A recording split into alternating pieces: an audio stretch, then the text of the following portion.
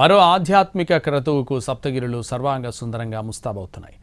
ఆణివార ఆస్థాన కార్యక్రమానికి టీటీడీ అన్ని ఏర్పాట్లు చేసింది. ఆర్జిత సేవలు, బ్రేక్ దర్శనాలు రద్దయ్యాయి.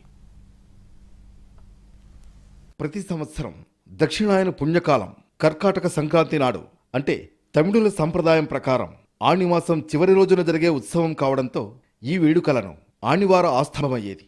టీటీడీ ఏర్పడ్డాక వార్షిక బడ్జెట్ ఏప్రిల్కు మారినప్పటికీ ఆచారాన్ని అనుసరిస్తూ నేటికి శ్రీవారి ఆలయంలో ఈ ఉత్సవాలను వేడుకగా నిర్వహిస్తున్నారు.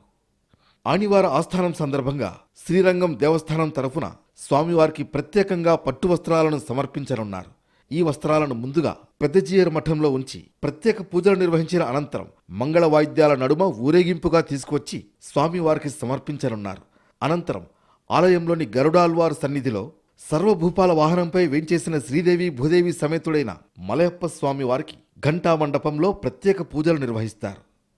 ఇక ఆణివార ఆస్థానం రోజున సాధారణంగా స్వామివారు సాయంకాలం సమయాన పుష్ప పల్లకీపై మాడవీధుల్లో విహరిస్తూ భక్తులకు దర్శనమిస్తారు. 5 నుంచి 7 టన్నుల పుష్పాలతో అలంకరణ చేసిన పుష్ప పల్లకీపై శ్రీదేవి భూదేవి సమేతుడైన మలయప్ప స్వామివారు మాడవీధులలో ఊరేగుతారు.